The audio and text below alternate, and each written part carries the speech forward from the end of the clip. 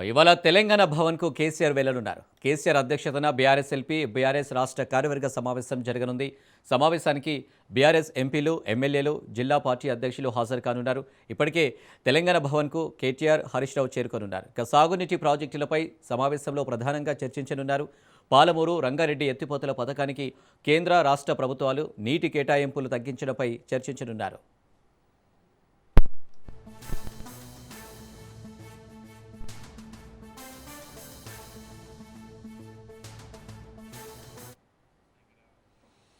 ప్రభుత్వ వైఫల్యాలపై పోరాటానికి గులాబీ దళం సిద్ధమవుతుంది. ఈ మేరకు ఉద్యమ కార్యాచరణ రూపొందించనున్నారు. నీటి కేటాయింపులపై ఉద్యమం చేయాలని కేసీఆర్ నిర్ణయించారు. నీటి వాటాలు తగ్గించుకునేందుకు ఇవాల్టి సమావేశంలో కార్యాచరణ ప్రకటించనున్నారు. భవిష్యత్తు కార్యాచరణపై పార్టీ శ్రేణులకు కేసీఆర్ దిశానిర్దేశం చేయనున్నారు. సాయంత్రం 6 గంటలకు కేసీఆర్ ప్రెస్ మీట్లో వివరాలు వెల్లడించనున్నారు.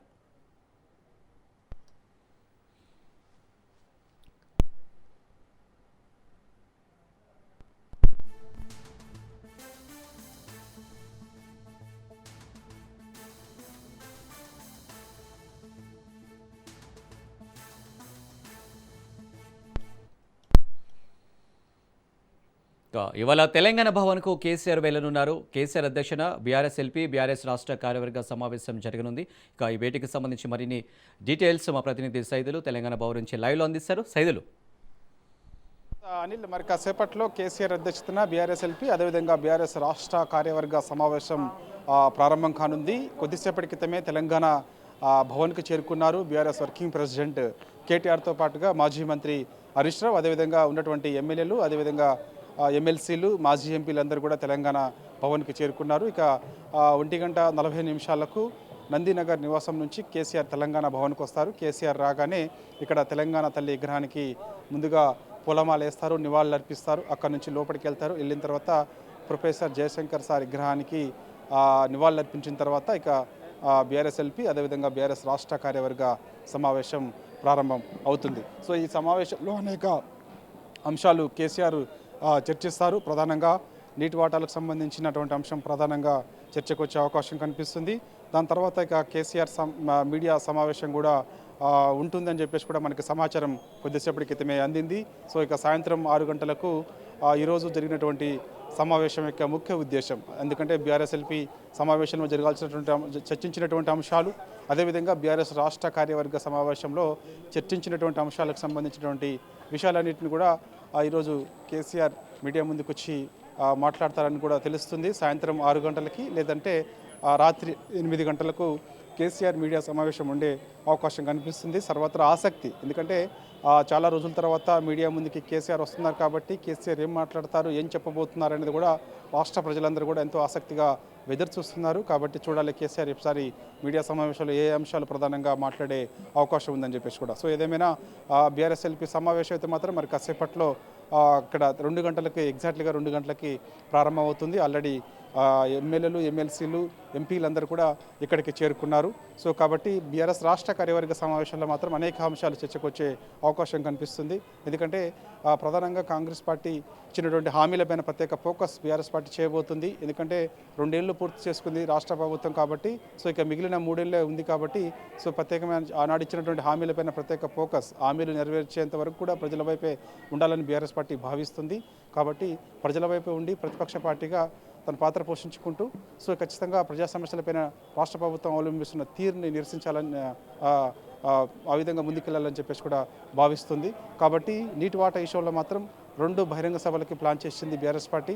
ఖచ్చితంగా రంగారెడ్డి జిల్లాలో భారీ బహిరంగ సభ ఏర్పాటు చేయాలని చెప్పేసి కూడా చెప్తున్నారు. సో ఇప్పుడు మనకి మధ్యాహ్నం 2 గంటలకి ప్రారంభం అయిన తర్వాత ఈ సమావేశంలో ఈ యొక్క బహిరంగ సభకు సంబంధించిన కూడా చర్చ జరుగుతుంది.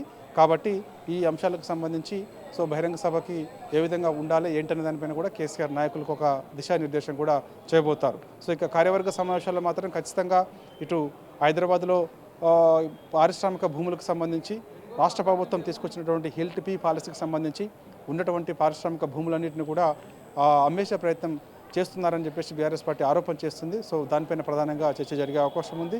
ఎట్టి పరిస్థితుల్లో కూడా ఆ భూములను అమ్మకుండా ఖచ్చితంగా ఆ భూములు ప్రజలకి అవసరం ఉండేలా, అంటే అది ఆసుపత్రులకు కానీ, స్కూల్స్ కానీ, పార్కులకు కానీ ఆ విధంగా ఉపయోగపడేలా ఉండాలని చెప్పేసి కూడా బీఆర్ఎస్ పార్టీ చెప్తూ వస్తుంది. కాబట్టి సో ఆ అంశాలు కూడా ప్రధానంగా చర్చ జరిగే అవకాశం కూడా కనిపిస్తుంది.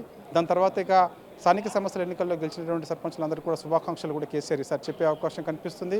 ఎందుకంటే స్థానిక సంస్థల ఎన్నికల్లో బీఆర్ఎస్ పార్టీ అవా కొనసాగిన నేపథ్యంలో అత్యధిక స్థానాల్లో బీఆర్ఎస్ పార్టీ కూడా కాంగ్రెస్ పార్టీకి ధీటుగా గెలిచింది. కాబట్టి సో వారందరికీ కూడా కేసీఆర్ శుభాకాంక్షలు కూడా చెప్పే అవకాశం కూడా కనిపిస్తుంది. కాబట్టి ఇదే ఉత్సాహంతో ముందుకెళ్లాలని చెప్పేసి కూడా బీఆర్ఎస్ పార్టీ భావిస్తుంది. కాబట్టి ఇక సభ్యత్వానికి సంబంధించి కూడా క్లారిటీ వచ్చే అవకాశం కనిపిస్తుంది. సభ్యత్వ నమోదు కార్యక్రమానికి సంబంధించి కూడా సో డేట్ కూడా కేసీఆర్ చెప్పే అవకాశం ఉంది. 2-3 విడతల్లో సభ్యత్వ నమోదు కార్యక్రమం పూర్తి చేయాలని చెప్పేసి బీఆర్ఎస్ పార్టీ భావిస్తుంది. కాబట్టి ఎప్పటి నుంచి సభ్యత్వ నమోదు కార్యక్రమం ఉండాలనేది కూడా ఈరోజు జరిగే సమావేశంలో కేసీఆర్ నాయకులకు చెప్పే అవకాశం కూడా కనిపిస్తుంది. కాబట్టి ప్రధానంగా ఈ అంశాలపైన ఎక్కువగా చర్చ జరిగిన తర్వాత ఫర్దర్గా అసలు బీఆర్ఎస్ పార్టీ ఇక రానున్న రోజులలో ఏ విధంగా ముందుకెళ్తుంది ఏంటి అనే అంశాలపైన కూడా ప్రధానంగా చర్చ జరుగుతుంది. కాబట్టి ఈ అంశాలన్నింటినీ కూడా చర్చించిన తర్వాత కేసీఆర్ మాత్రం మీడియా సమావేశం ఏర్పాటు చేసేందుకు సిద్ధమవుతున్నారు. కాబట్టి మీడియా సమావేశంలో అనేక అంశాలు కూడా కేసీఆర్ మాట్లాడతారని చెప్పేసి కూడా చెప్తున్నారు. సో మహిళలకు ఇచ్చినటువంటి హామీ, అదేవిధంగా నిరుద్యోగులకు ఇచ్చినటువంటి హామీ, సో ఈ అంశాలకు ప్రత్యేక ఫోకస్ బీఆర్ఎస్ పార్టీ చేయబోతుంది. సో కార్యాచరణకు సిద్ధమవుతుంది. క్షేత్రస్థాయిలో కాంగ్రెస్ పార్టీ పైన తీవ్ర ఒత్తిడి చేసేందుకు కూడా సిద్ధమవుతుంది. అందుకు ఖచ్చితంగా నిరసన కార్యక్రమాలు లాంటివి, అదేవిధంగా ధర్నాలు ఇలాంటివి అన్నీ కూడా ప్లాన్ చేయాలని చెప్పేసి కూడా బీఆర్ఎస్ పార్టీ భావిస్తుంది. కాబట్టి సో ఈ అంశాలకు సంబంధించి కూడా చర్చ జరిగే అవకాశం అయితే కనిపిస్తుంది. సో ఇక మరి కాసేపట్లో అంటే మనకి ఎగ్జాక్ట్గా మనకి 2 గంటలకి తెలంగాణ భవన్కి కేసీఆర్ చేరుకోగానే ఈ యొక్క సమావేశం ప్రారంభమవుతుంది. ఈ సమావేశం ఈ అంశాలన్నిటిపైన కూడా చర్చ జరుగుతుంది. చర్చ జరిగిన తర్వాత సాయంత్రం 6 గంటలకు కేసీఆర్ మీడియా సమావేశం ఉంటుంది. సో మనకి కొంతమంది బీఆర్ఎస్ పార్టీకి చెందినటువంటి నాయకులు కూడా ఉన్నారు. ఒకసారి మాట్లాడించే ప్రయత్నం చేద్దాం. మనకి బీఆర్ఎస్ పార్టీకి చెందినటువంటి కొందరు నాయకులందరూ కూడా ఉన్నారు. కాబట్టి వారిని సో చూద్దాం. హరీష్ రావు గారు చూస్తున్నాం మన విజువల్స్లో. ఇక మాజీ మంత్రి హరీష్ రావు వెళ్తున్నారు. ఇక కేసీఆర్ని రిసీవ్ చేసుకునేందుకు హరీష్ రావు వెళ్తున్నారు. విజువల్స్లో చూస్తున్నాం మనం. సో కేసీఆర్ మరి కాసేపట్లో రానున్న నేపథ్యంలో తెలంగాణ భవన్ నుంచి బయటికి ఆయన వెళ్తున్నారు. సో అక్కడ గేట్ దగ్గర ఎదురుస్తుంటారు. అక్కడ నుంచి కేసీఆర్ రాగానే వెంబడే స్వాగతం పలికి లోపలికి తీసుకొస్తారు. ఆ విజువల్స్ మనం చూస్తున్నాం. కాబట్టి సో ఇక ఇప్పటికే ఆల్రెడీ కేటీఆర్ కూడా ఇక్కడికి చేరుకున్నారు. సో ఇక్కడ మిగిలిన నాయకులందరూ కూడా ఒక్కొక్కరిగా అందరూ కూడా ఇక్కడికి వస్తున్నారు. కాబట్టి సో వారందరూ కూడా ఇక్కడ వచ్చిన తర్వాత సమావేశం ప్రారంభమవుతుంది. సమావేశంలో ఇప్పుడు మనం ముందు చెప్పినటువంటి అంశాలపైన ప్రధానంగా చర్చ జరిగే అవకాశం కూడా కనిపిస్తుంది. కాబట్టి జనవరిలో బీఆర్ఎస్ పార్టీ ఒక భారీ బహిరంగ సభ ఏర్పాటు చేయాలని చెప్పేసి కూడా చెప్తున్నారు. కాబట్టి ఈ యొక్క బహిరంగ సభకు సంబంధించినటువంటి ఏర్పాట్లు ఏ విధంగా ఉండాలి ఏంటి అని మనతో మాట్లాడేందుకు మాజీ కార్పొరేషన్ చైర్మన్ దుదిమెట్ల బాలరాజు గారు ఉన్నారు. మాట్లాడదాం. ఎన్ని గంటలకి కేసీఆర్ గారు రాబోతున్నారు? ప్రధానంగా ఏ అంశాలపైన చర్చ జరుగుతుందండి? మాట్లాడతలేదు.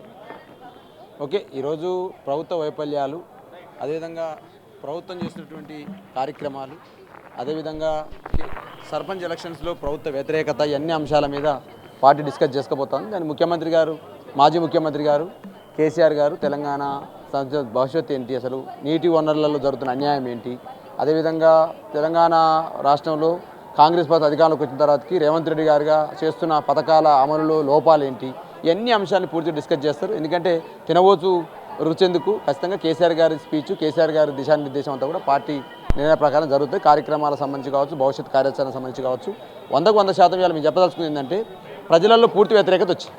గ్రామాలలో సుమారు 94 కాన్స్టెన్సీలలో ఎలక్షన్ జరిగినాయి. 1,80,00,000 మంది ఓటర్లు ఈ యొక్క ఎలక్షన్లో పాల్గొన్నారు. అంటే పూర్తి స్థాయిలో ప్రజలలో వ్యతిరేకత వచ్చిందిగా నేను భావిస్తూ ఉన్నాం. కాబట్టి భవిష్యత్తు మొత్తం కూడా భవిష్యత్ ప్రణాళికను కేసీఆర్ గారు పార్టీ నియమాలు, పార్టీ కార్యకర్తలకు, పార్టీ వర్గాలకు అన్నిటి కూడా దిశానిర్దేశం చేయబోతా ఉన్నారు. మీ హయాంలో పాలమూరు రంగారెడ్డి ఎత్తిపోతల పథకం దాదాపుగా 90% పూర్తి చేశారు. మిగిలిన పనులు పూర్తి చేయాలని చెప్పేసి డిమాండ్ చేస్తున్నారు. కాబట్టి నీటి కేటాయింపుల విషయంలో కూడా అన్యాయం జరుగుతుందని చెప్పేసి అంటున్నారు. ఎటువంటి ప్లాన్ చేయబోతున్నారు? బహిరంగ సభ కూడా ఉంటుంది అంటున్నారు. సో ఎప్పుడు ఉండే అవకాశం ఉంటుంది? తెలంగాణకు ఎక్కడ అన్యాయం జరిగినా, తెలంగాణకు ఎప్పుడు అన్యాయం జరిగినా కేసీఆర్ గొంతు మాత్రం ఒకటి ఉంటుందనే అంశాన్ని మాత్రం స్పష్టంగా ఇప్పుడున్న కాంగ్రెస్ ప్రభుత్వం మర్చిపోవద్దు. ఎందుకంటే తెలంగాణ కోసం పుట్టిందే బీఆర్ఎస్. తెలంగాణ గుండె ఆత్మగౌరవమే కేసీఆర్.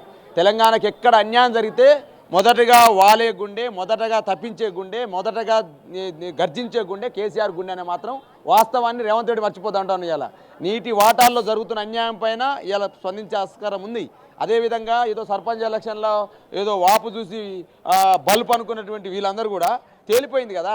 కాబట్టి కేసీఆర్ గారి నాయకత్వంలో డెఫినెట్గా గతంలో జరిగిన అభివృద్ధి ఏంది, ఈరోజు రేవంత్ రెడ్డి గారి నాయకత్వంలో జరుగుతున్నటువంటి విధ్వంసం ఏంటి, ఇవాళ రైతాంగం సంబంధించిన అంశాలు ఏంటి. నేను ఇంకో మాట కూడా మీకు చెప్తాను. ఇవాళ మహాత్మా గాంధీ పేరు తీసేసినని చెప్పేసి మాట్లాడుతున్నటువంటి రేవంత్ రెడ్డి గారు, మరి కేసీఆర్ కిట్ ఎట్ట తొలగించినావు, దళిత బంధు నెట్ట తొలగించినావు, బీసీ బంధు నెట్ట తొలగించినావు, న్యూట్రిషన్ కిట్ ఎట్ట తొలగించినావు, బతుకమ్మ చీరనెట్ట తీసేసినావు. మరి నువ్వు ఓకే ఈ అంశాలను తీసేసినావు.